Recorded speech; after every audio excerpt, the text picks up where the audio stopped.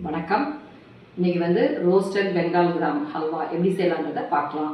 அதுக்கு தேவையான பொருட்கள் ரோஸ்டட், அதாவது ஒன்றும் நம்ம வீட்டில் உள்ள பொருள் தான். ஒன்று பொட்டுக்கடலை, அது வந்து வறுத்து நம்ம வந்து கொஞ்சம் வாசம் வந்து வராத அளவுக்கு வறுத்துட்டு ஏலக்காய் ஒன்று போட்டு நம்ம மிக்சியில் பவுட்ரு பண்ணி ஜலிச்சு எடுத்து வச்சுருக்கோம் 1 கப்பு.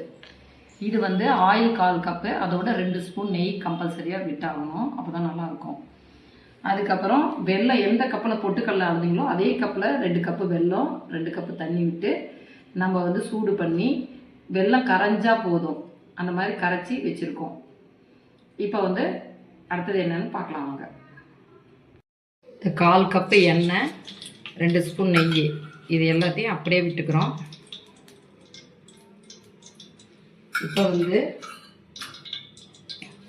இந்த 1 கப்பு பொட்டுக்கடலை ரோஸ்ட் பண்ணி அரைச்சது, இதோட ஏலக்காவும் போட்டிருக்கோம், ஜலிச்சும் வச்சுருக்கோம். இதை அப்படியே போட்டுக்கலாம்.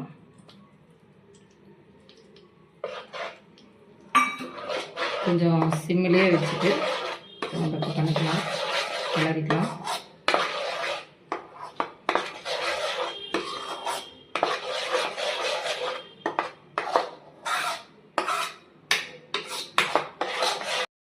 இப்போ வந்து இது கரைச்சாச்சு, இதாச்சு.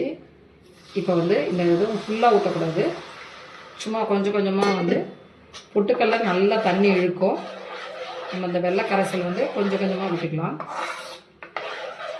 கட்டி பிடிக்கும், அதனால் கட்டி பிடிக்காத மாதிரி கம்மியிலேயே வச்சுட்டு இப்படியே கரைச்சி விட்டுக்கலாம்.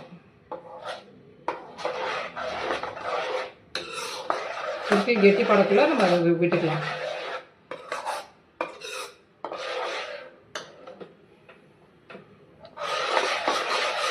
இப்போ 2வது கொஞ்சோண்டு விட்டுக்கலாம்.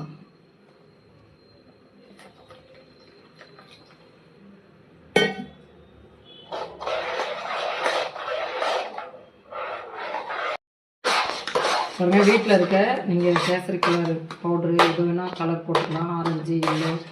நான் வந்து ரெட் கலர் இருக்குது, ரெட் கலர் 2 ட்ராப் போட்டுக்கலாம்.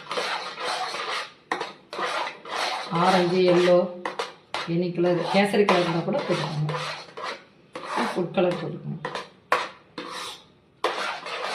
பாருங்க, பொட்டுக்கடலை ஹல்வா ரெடி ஆயிடுச்சு. அதாவது roasted Bengal gram halwa ready ஆயிடுச்சு. இதை வந்து ஒரு கரண்டியில் அப்படியே நம்ம எடுத்து போட்டுட்டு எனி நட்ஸ் வச்சு டெக்கரேட் பண்ணிக்கலாம். நான் வந்து முந்திரி வச்சு டெக்கரேட் பண்ணியிருக்கேன். இதே மாதிரி நீங்களும் செஞ்சு பாருங்கள்.